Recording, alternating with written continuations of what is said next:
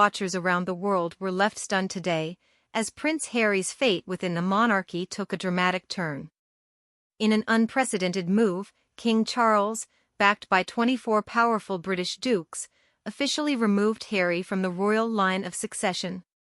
With tears in his eyes and a heavy heart, Harry now faces the most painful chapter of his royal journey.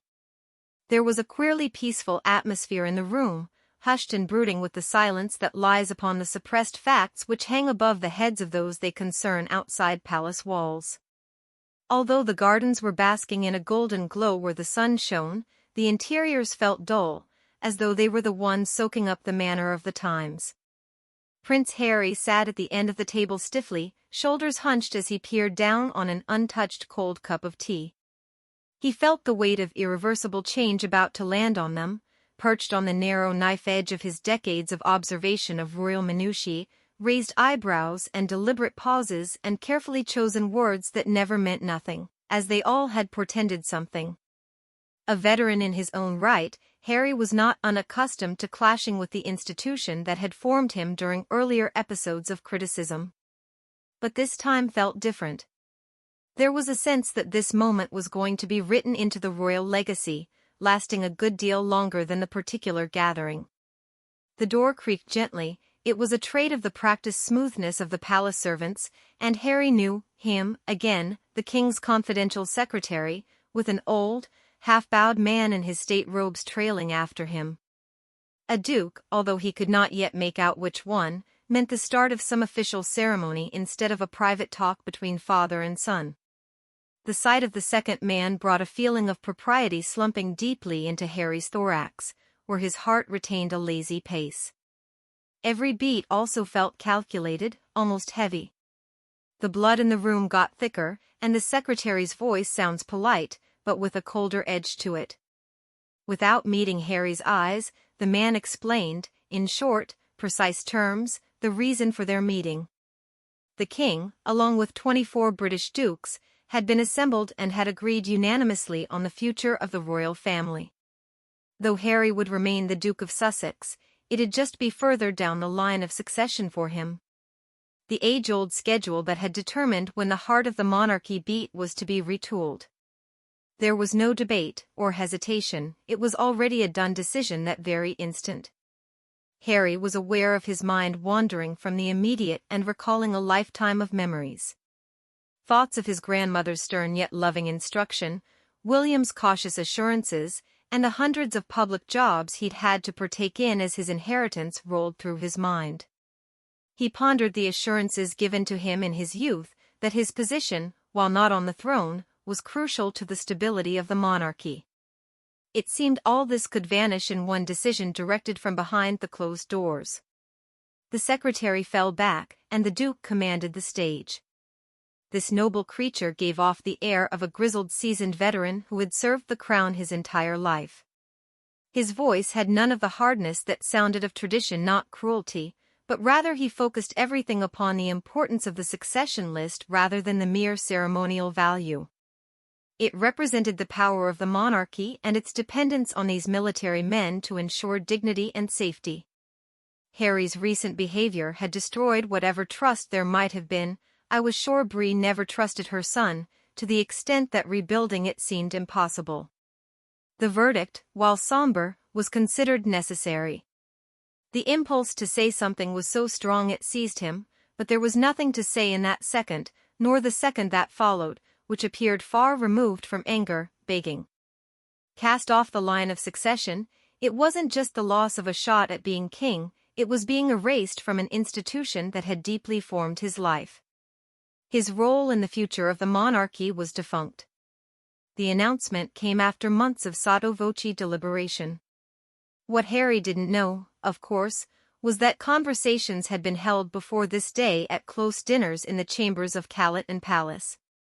Past monarchs loomed in portrait form from the walls of the drawing-room, the setting for hushed conversations between the dukes and a succession of discussions that withered the possibility of Harry remaining a workable link in the line of royal inheritance. Various arguments were put forth. Others feared his public criticism of the monarchy had damaged its international stature. and others worried about risks to security from his contacts.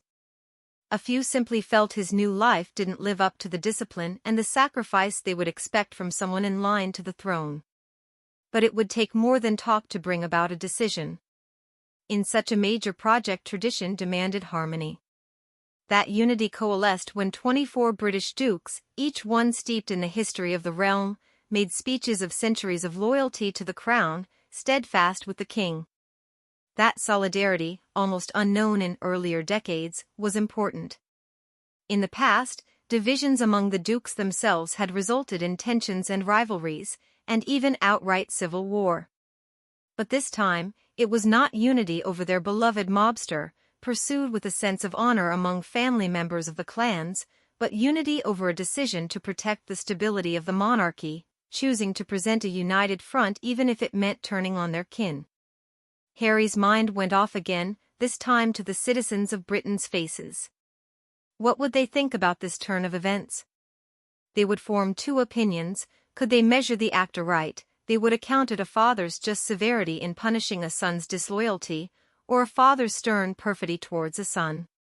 In any case, the media onslaught would be brutal. Headline: The ultimate royal punishment, erasing a future. The King, Charles, following the usual formalities, enters the room. With all respect arrived the King. Charles, a master of both empathy and extraneous authority, is already seated across from Harry, expression unreadable. No drama, no cushioning, the hard truth of the decision. Charles's rationale was not punishment but preservation, a reflection of the history of a monarchy that has always evolved. Now is the time for the crown to make every link to be made secure, to prevent it from being broken. Looking for reason to believe that things can be undone, Harry finds none in Charles's unflinching voice. The King's words, precise and final, hang heavy and light in the air as the light moves through windows to signal time passing. Into that silence Charles mans up to regard his son with a far-off sadness that knows Harry's previous service as well as his peculiar second-born placement in a family of firstborns. Destiny was above all, but he also re-emphasized the duties that when public faith is destroyed it is very difficult, if not impossible fully to restore. The trust was, above any person, what the monarchy depended upon for its existence. Then Harry spoke at last, his tones low and unflinching, to ask if there was really no return, no pathway to redemption in the eyes of the crown. Charles of Duke Charles did not reply on the instant. When he did, his words were to the point. Some doors, once closed, were forever locked.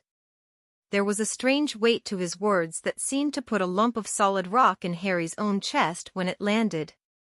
He thought of his children and where they were in the family order and what it meant for them. It was a working institution with far more than nominal authority. It represented legacy, responsibility, history. Now that heritage was lost not just to him but to generations to come. The meeting concluded without fanfare. "Thank you," Harry Rose said to the Duke and, hurrying out into the corridor and in a voice that disguised the extent to which he was inwardly upset, to the secretary. The air inside the palace was heavier than she'd ever felt, every step pounding the stone floors. Outside its walls, tourists' occasional chatter was a reminder that soon the rest of the world would know everything that had occurred. Emerging into the dull grey street, Harry realized with a sickening jolt that this was not simply the end of the chapter, but the end of the book itself.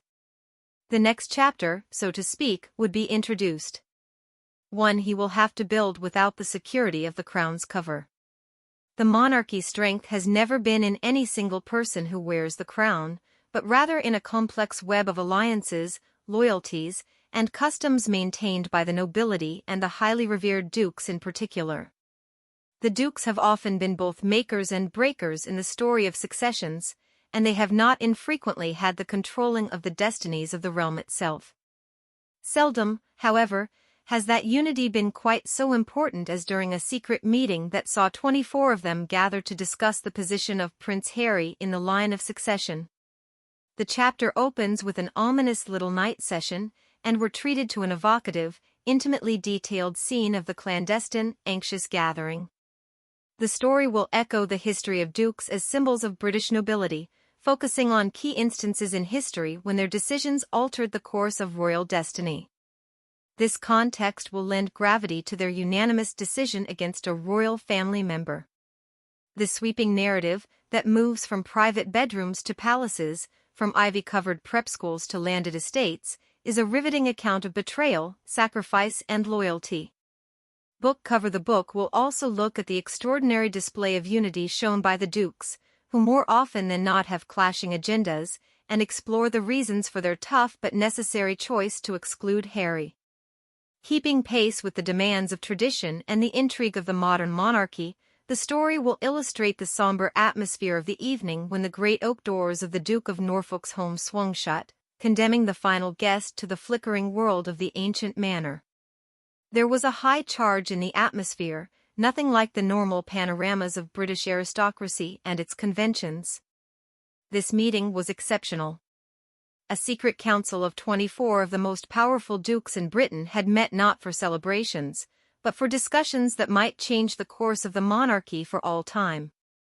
These dukes, their lineage stretching throughout the Norman conquest, and many before it, gathered in silence in the vast Great Hall, the walls lined with heraldic banners, their forebears' portraits lurking on the walls and the fate of the kingdom hanging over them. Their faces were serious, a mixture of determination and weariness sewn into each crease. They had been tradition keepers through the ages, advisors to kings and judge of succession. But on this night, they made a decision more momentous than even these other weighty ones. The history of these dukes is closely connected to that of the British monarchy. Their influence has even swayed key moments of royal uncertainty or crisis, from the Wars of the Roses to more recent constitutional crises. While the nobility themselves fought furiously for the throne or during times of turmoil, these men wielded influence quietly but effectively out of sight.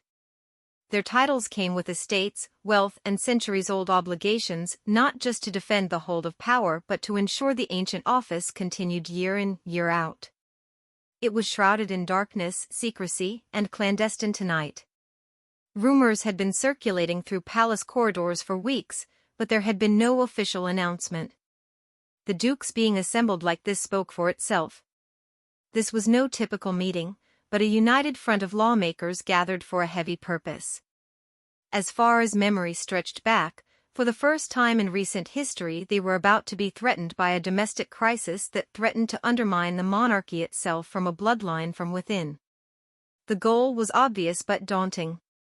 Prince Harry, Duke of Sussex, a man once widely adored, had become a source of controversy and division.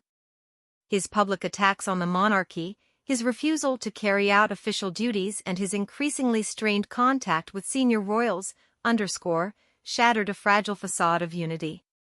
The acts were a danger to those dukes. The institution's reputation was at stake at a time when everything the monarchy did was being questioned. Yet, the decision to leave Harry out of the line of succession was not rushed. The dukes met in long session far into the night, their problem to reconcile the ancient laws and customs with present conditions. Others had passionately argued for clemency and reconciliation, and stressed Harry's earlier contributions and unbreakable family connections. Some said the monarchy's survival depended not just on repentance, but on an open demonstration that no one, not even a prince, was exempt from being held to account. This was passionate but respectful debate, appropriate to the matter at hand.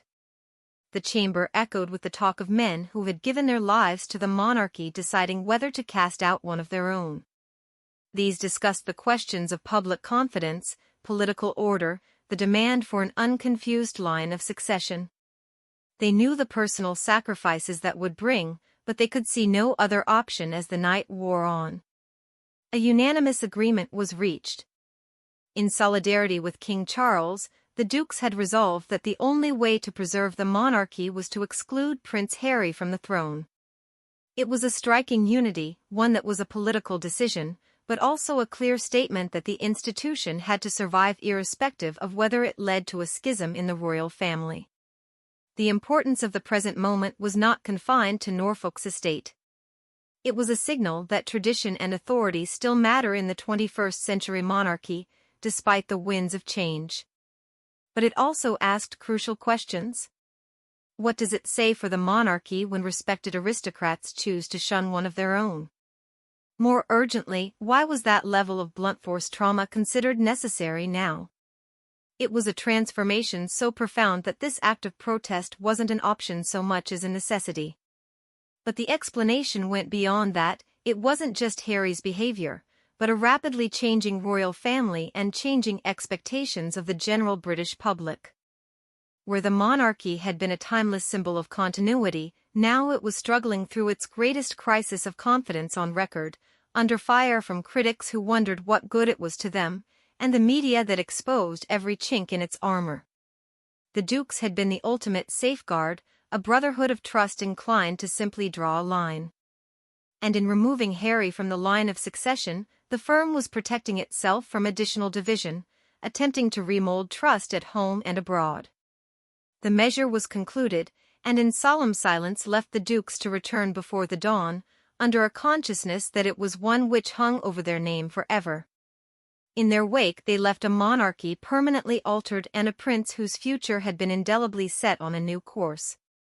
This gathering story is more complex than mere nobiliary power struggle. It's a study of the fragile balance between dynastic loyalty and institutional preservation. It leads us to wonder how much tradition can bend before breaking, and what accommodations are acceptable in the service of preserving a heritage. It was when the dukes, the silent sentinels of the realm, forged their voices, forged them in a way that changed the future of a royal, charting the course to an epic night. The Prince Harry was stripped of the right to the throne. Appreciating the magnitude of the Duke's judgment requires an exploration into Harry's life in the years leading up to this fateful moment, the friendships he has forged, the battles he has fought, and the man he has shaped himself into for everyone outside the CCTV circuits and palace walls. Born as the younger brother of Prince Charles and Princess Diana, Harry was thrust into a world whose trajectory had been predetermined by hundreds of years of royal protocol but further burdened by the fact that he would always live in the shadow of his older brother. From the time he was a baby, Prince William has been seen through the lens of his mother, and has been described as bounded by empathy, emotional openness, and an independent streak.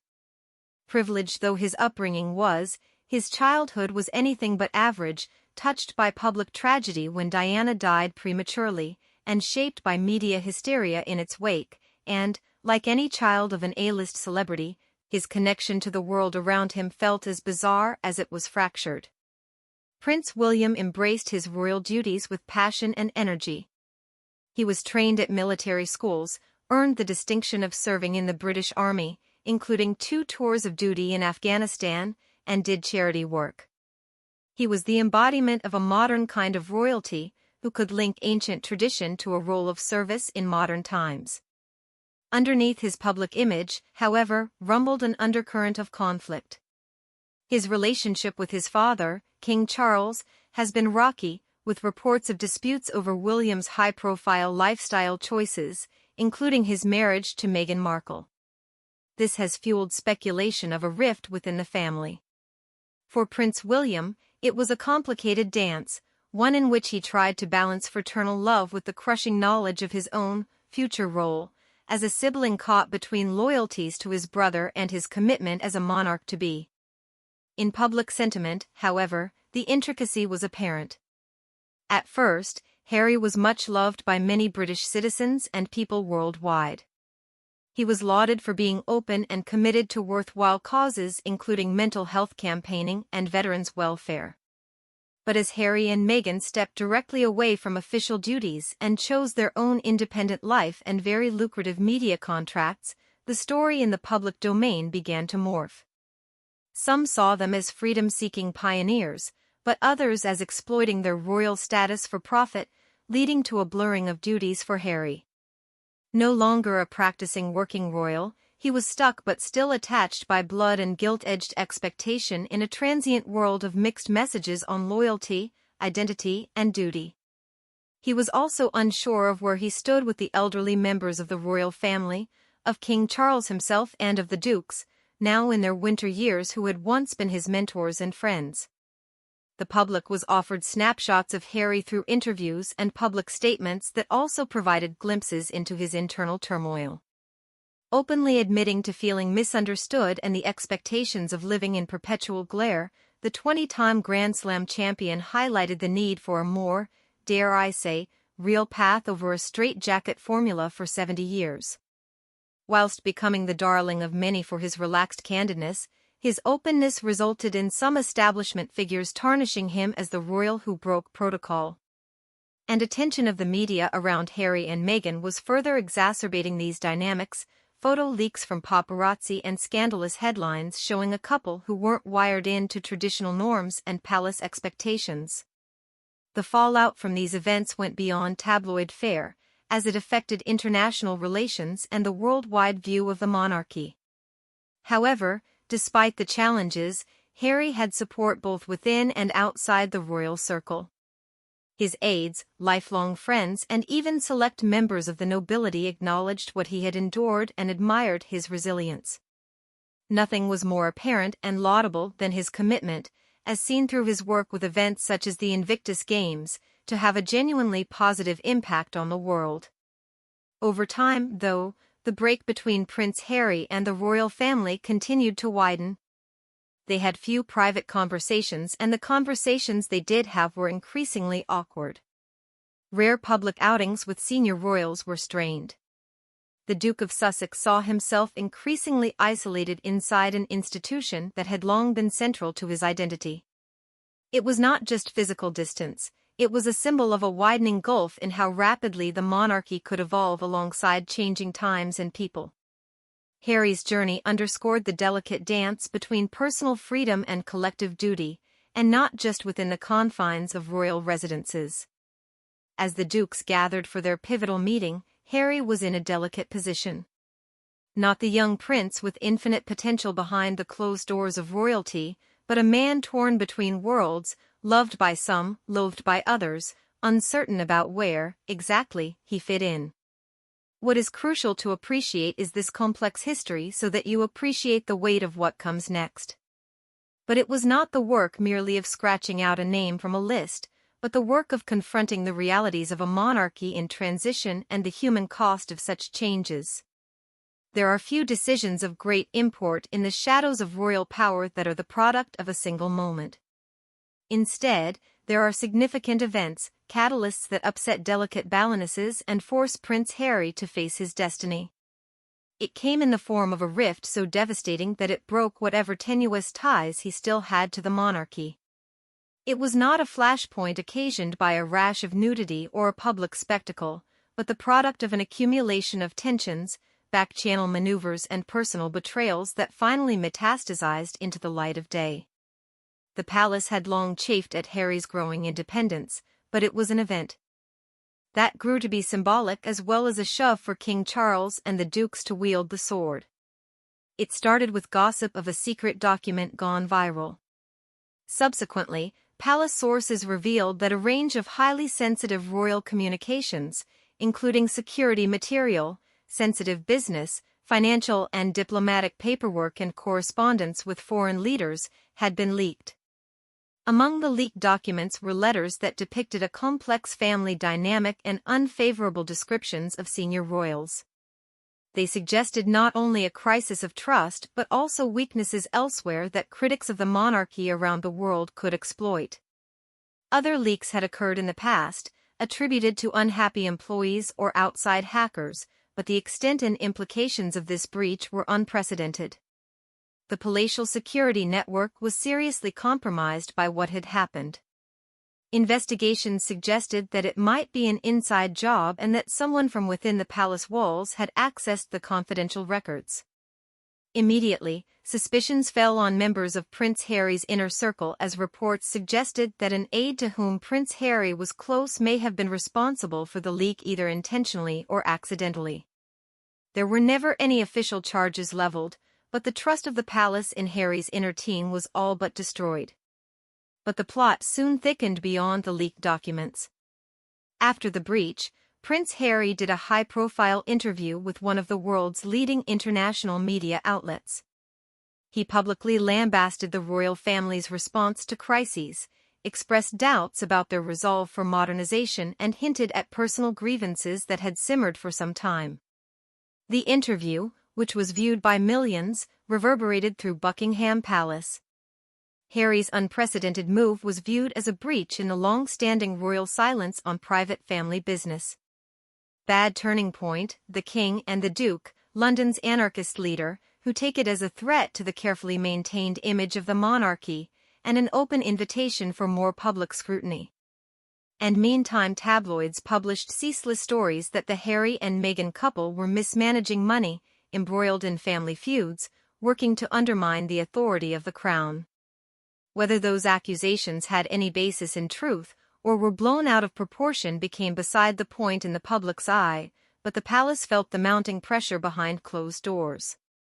The king's most trusted advisers and the dukes assembled to assess the risk. The question before them was whether the monarchy could afford to keep Harry in the line of succession given that his actions had compromised not just the perception outside but also, possibly, unity within. The response became obvious fairly fast.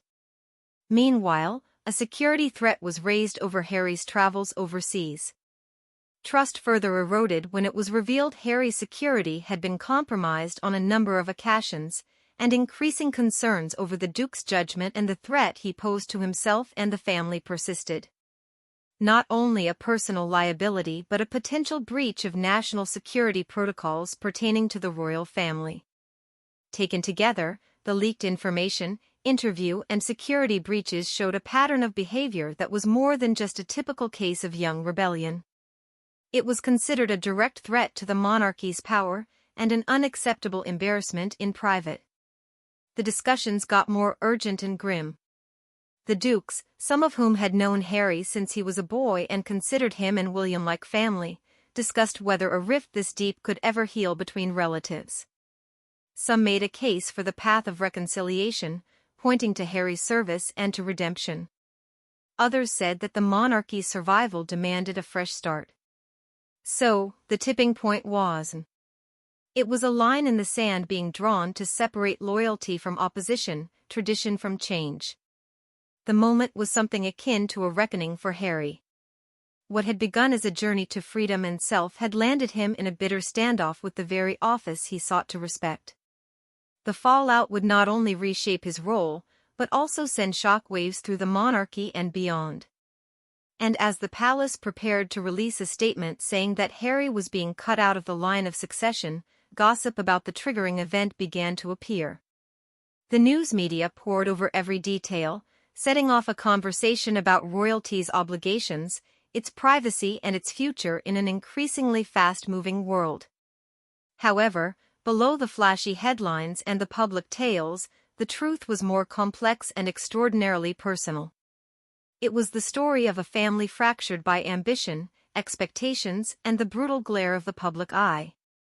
As the thick oak doors to the council chamber creaked shut and the last delegate departed, Duke sealed himself off from the world outside.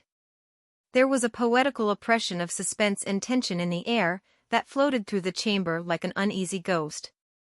The chamber that had seen hundreds of years of history and whispered confidences was about to be party to a decision that was as momentous as any had been in the long and rocky history of the monarchy. Blood coursed through the unwashed faces of the 24 British dukes who surrounded the mammoth mahogany table. Men bound not just by kinship and a shared title, but a profound sense of responsibility to defend the institution that had formed them. Tonight, they faced an agonizing decision, whether to remove Prince Harry from the line of succession, a decision that would have consequences outside the gaudy walls of the palace.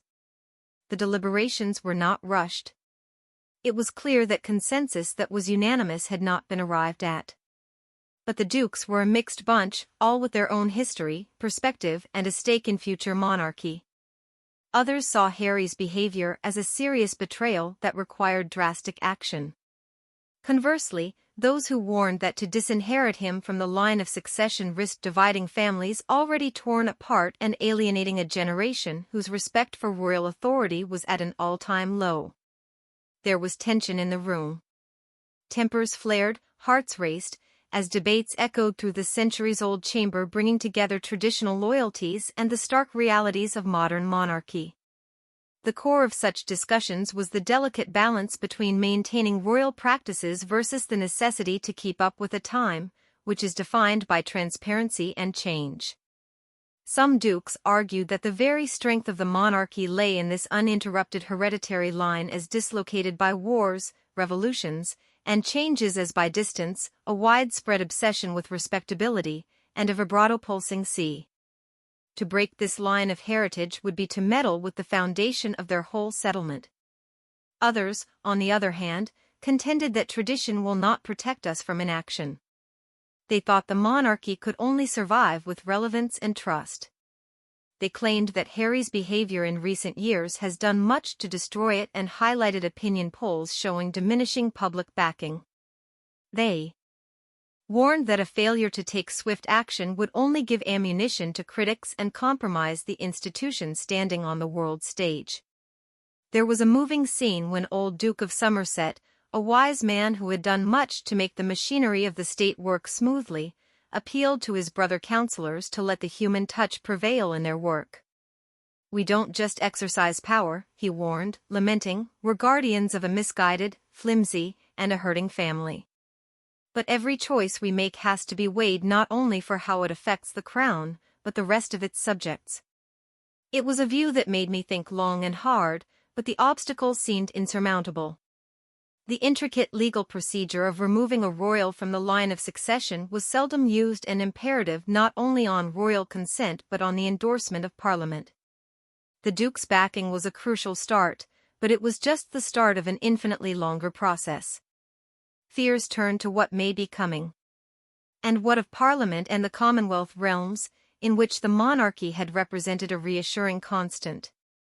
Would such a move set a precedent for future exclusions, endangering the storied institution's lineage? Some dukes were concerned about the example the move could set for the younger generation of the monarchy. Harry and Meghan's outspokenness had resonated with a broad swathe beyond the usual royal circle, and by taking Harry out of the equation they would be risking the alienation of a demographic essential to the monarchy's continued relevance. However, there were others who thought the monarchy would not be brought down by public opinion, which will always be manipulated by the mainstream media.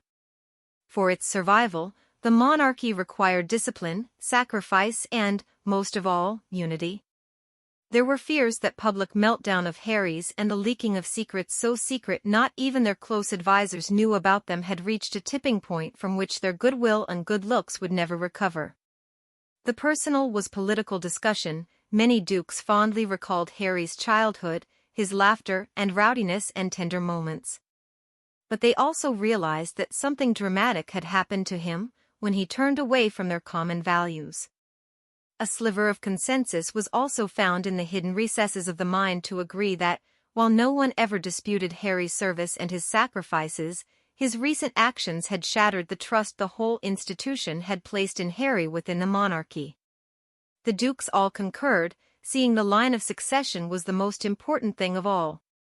As discussion continued and became more and more earnest, it began to dawn on everyone with the weight of considering distribution and heir to a royal family. It was a decision laced with them, for anyone whose interests were not merely academic, whose concerns were not merely professional, whose life would not be only personal in sum, for everyone. In the end, the decision to sideline Prince Harry from the line of succession was a tough one, but it was a decision that had to be made in order to protect the future of the monarchy. Before the conference was wound up, the eldest duke, with due deference, laid a heavy emphasis on the equilibrium required between tradition, i.e., the bedrock upon which monarchy stood, and adaptability for the future. The decision to remove Prince Harry was a painful one but a necessity, the dukes felt. The two men seated at the podium formed a unified pair in the chamber, and it wasn't lost upon any on hand the weight of the task for which they were about to inform King Charles, on whose approval the next steps would depend for official enactment. The vibration of their unity between palace and kingdom would shake the royal family and the world beyond. It was followed by other official notifications, public statements, and private conversations, each heavy with its emotion and import. The meetings themselves were a turning point, in which the monarchy chose preservation over personal relationships and tradition over sentiment. The Duke's choice plumbed the complex interplay of power, family, and the inexorable advance of history. It was a stark contradiction to the reminder that even the most enduring of institutions sometimes have to make the toughest of decisions to secure their survival in the dense royal saga that ended in Prince Harry's exit from the line of succession. We have to start by looking at Meghan Markle to finish this story. His wife, his consort, and a woman who inspired affection as well as controversy from the moment she entered the royal fold. Was Meghan a spur accelerating that decision, a scapegoat for deeper problems, or just a distraction from the real forces at work? This chapter considers the various ways in which Meghan influenced the monarchy, public perceptions, and eventually Harry's fate. The arrival of Meghan on the royal scene was a breath of fresh air. She was a progressive-minded American actress who would drive modernization within the monarchy, and many accepted her as a symbol of change, diversity, and the rejection of long-held traditions that some saw as outmoded and irrelevant.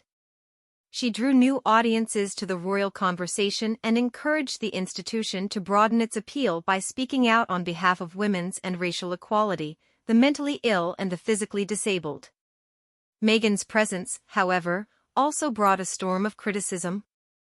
From a press that represented her as an interloper and an opportunist to social media campaigns steeped in racial undertones. The Duchess of Sussex became a polarizing figure. The palace traditionalists looked upon her with suspicion, puzzled by her open nature and her assertiveness, and wondered whether she understood or cared for the rules of palace etiquette beyond its walls. The impact that Meghan has had on Harry was examined from myriad angles. To her fans, she was the backbone that helped Harry break away from the confines of royal life and encouraged him to live as his true self. To her detractors, she was a disruptor, emboldening Harry to openly confront the monarchy and deepening the rifts with his family. The media was essential in crafting this picture. Accounts of Meghan's running afoul of staff while working to change protocol and trading on her fame painted a picture of a duchess who was butting up against palace norms, whether accurately portrayed or not. In fact, these reports only served to confirm the common suspicions of the aristocracy and common people alike.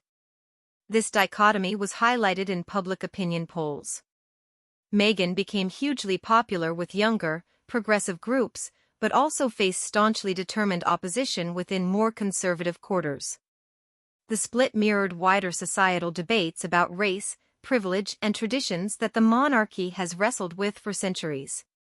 Meghan's impact, experts on the British monarchy say, can't be examined in a bubble.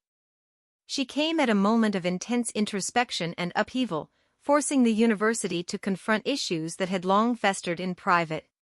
Her marriage to Harry became emblematic of the struggle between preserving tradition and embracing change.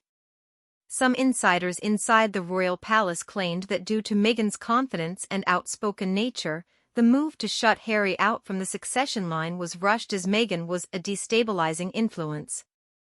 Others, however, refused to accept that simply blaming Meghan was the answer to a much more complex situation, which had, at its foundation, ages-old internal family dynamics, media pressure, and institutional inflexibility.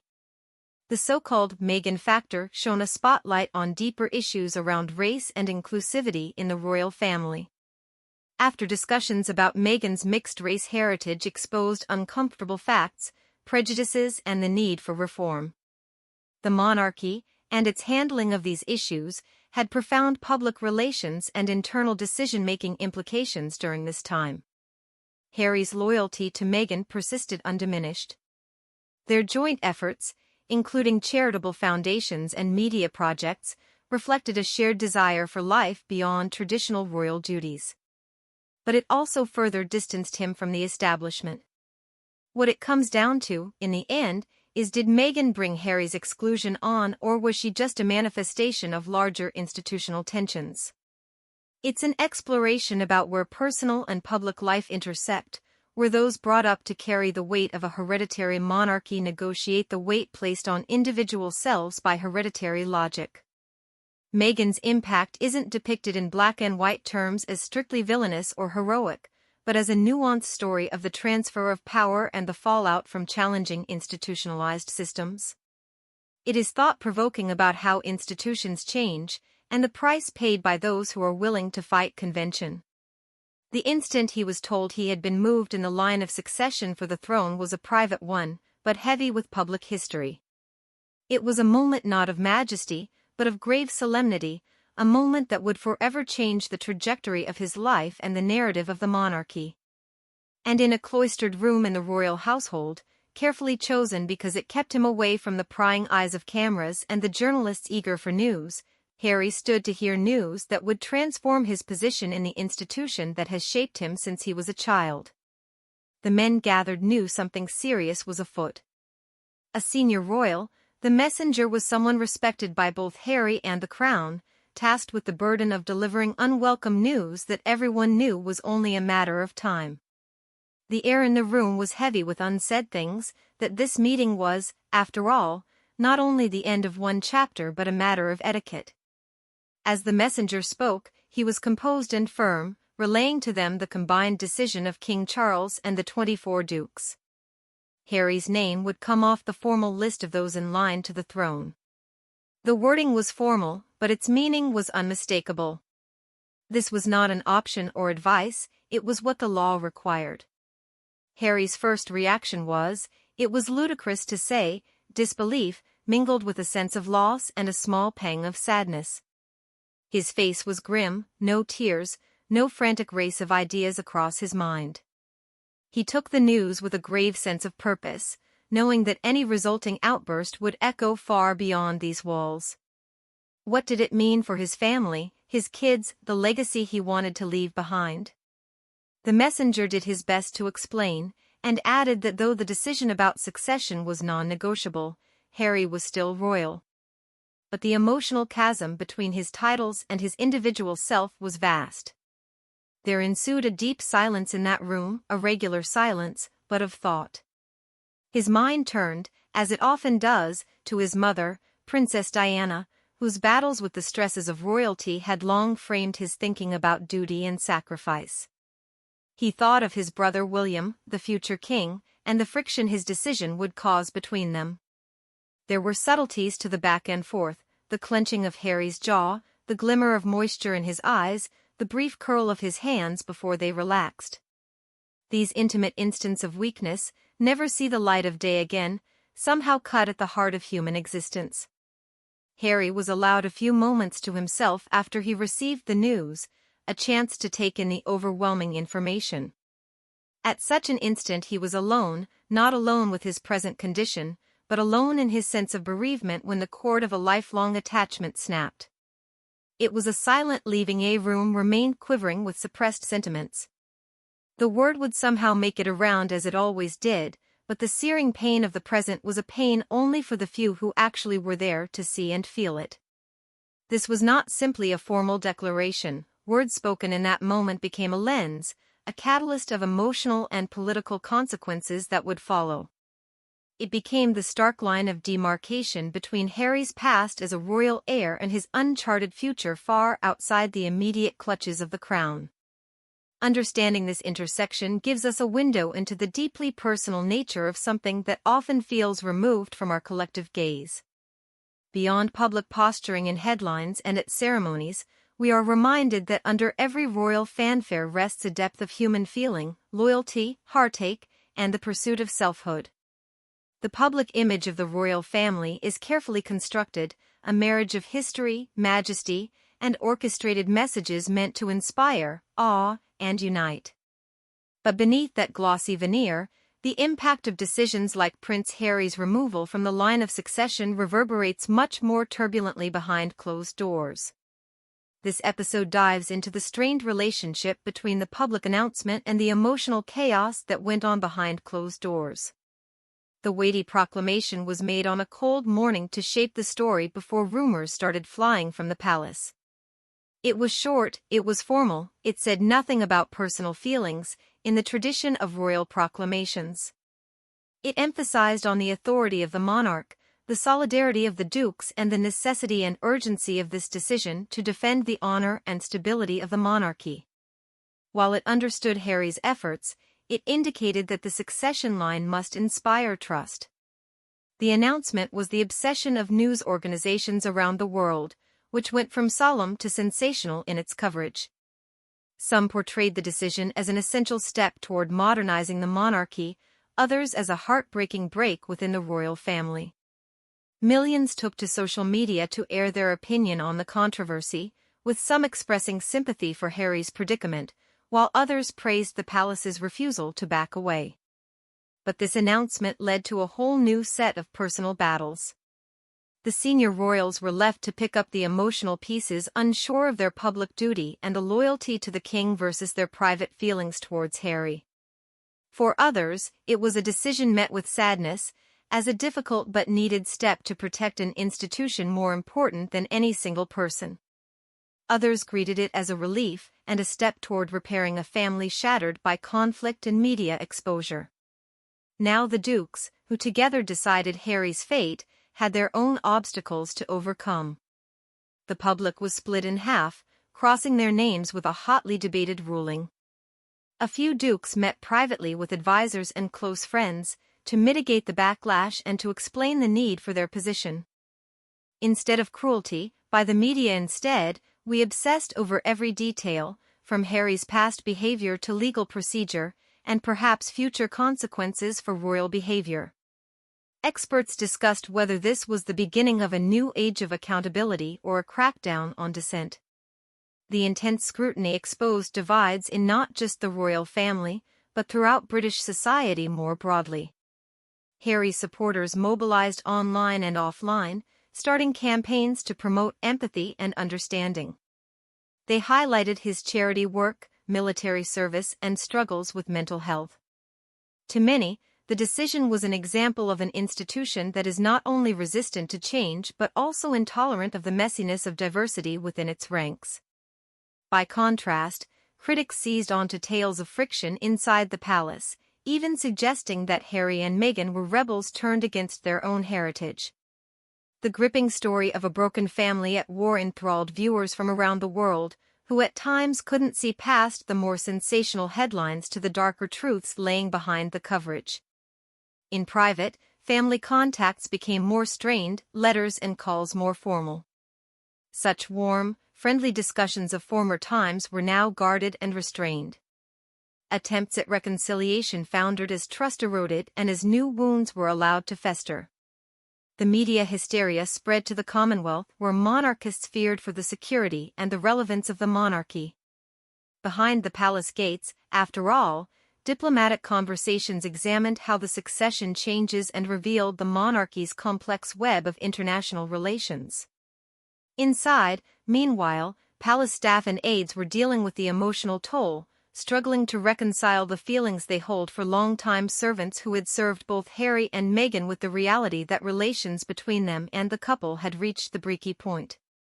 Torn by their loyalty to particular personalities as well as to the crown, the palace was in trouble as rumors flew about resignations and internal squabbles that made it difficult to project a sense of unity. This chapter explores the two-sided nature of royal life, whilst stressing how central to it all is public diplomacy, and how fraught this is with private emotions. It's an example of how an announcement can reverberate through the social organism, transforming views, relationships, and institutions. By placing the public revelation against its private aftermath, we gain a deeper understanding of the fraught human and political undercurrents affecting the monarchy's most decisive decisions. Its implications were not only familial tiffs or adherence to royal traditions, but were deeply legal and constitutional. This chapter examines the very technical rules of succession, rules that determine who the next British monarch will be, and considers the historical precedents upon which such rules are based, along with what their wide-ranging consequences are for both the Crown and the Constitution. Acting within a constitutional system and convention that dates back more than a millennium, which combines statute and common law from several countries throughout the ages, The succession to the throne is largely controlled by laws such as the Act of Settlement 1701 and the Succession to the Crown Act 2013. These actions specify who can become king and under what conditions. Any change to the succession would require more than a royal decree, it would require an act of parliament. Because the monarchy is founded as the source of local authority in the United Kingdom and the Commonwealth of Nations, modern royal titles aside, the king/queen has always been theoretically the national embodiment of government. The emphasis in the relationship between the crown and parliament is based less on the individual himself than on the monarchical office, as he is the institution's embodiment. In Harry's case, perhaps this radical step of King Charles and 24 of the dukes of the country to prevent him from succession represents one of the most dramatic developments in the history of the modern aristocracy acting under a ruler's severe overlordship. This choice would require formal endorsement in the form of a statute requiring parliamentary debate, readings, and votes in the two houses. The legal battles that ensued were heated as constitutional scholars debated over whether current legislation already provided for removal such as this, or whether new legislation was necessary. Others argued that there was no established precedent and that this could raise constitutional issues, in particular doubts over heirs' rights, and the chances of legal challenges. Critics of the ruling have also expressed concerns about what it would mean for inheritances and the succession's lineage. They questioned whether disqualifying someone based on behavior instead of lineage or faith set a dangerous precedent that could be exploited for political ends. Supporters say the monarchy needed to modernize along with the rest of society and that successors should be ready to reflect the values of the institution and the public it serves. They emphasized that parliamentary scrutiny established the legitimacy of the decision and protected the future of the monarchy. The court cases weren't just complicated because they involved the UK Parliament, since the monarch acts as the head of state in 15 Commonwealth realms, all with their own governing bodies. Everything had to be synchronized. Discussions with Canadian, Australian, New Zealand, and other representatives were crucial in securing acceptance of changes to the recognition of succession across the realms. The distinct constitutional status of the monarchy is emphasized through a multi-jurisdictional framework, uniting different nations under a common history. Modifications in the line of succession affect not just British politics, but also have implications for the diplomatic and constitutional affairs of the Commonwealth. This chapter also explores the rarity of such removal historically. Past examples, such as the abdication of Edward VIII in 1936, were voluntary renunciations rather than being kicked out. It is extremely rare to remove a royal from succession to the throne on the grounds of behavior, and this represents a momentous constitutional moment with possible legal challenges ahead. Some had speculated that Prince Harry could contest the decision on grounds of rights infringement or procedural irregularities, in a process known as judicial review.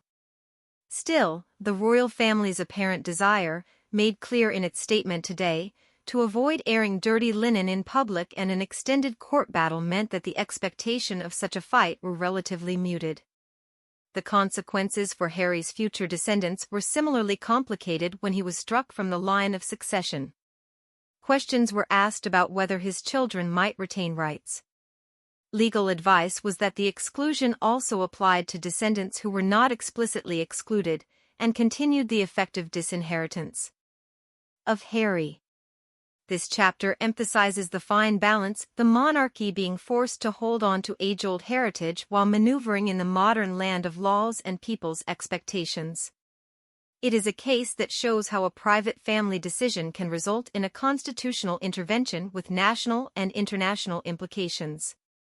Understanding these legal and constitutional stakes helps us learn just how complex it is behind the scenes to say what might appear to be a simple statement, and knowing how thoroughly this had all been thought through to keep the monarchy's authority and continuity in a world that is changing brings us right into the unfolding drama of how Prince Harry was removed from the line of succession.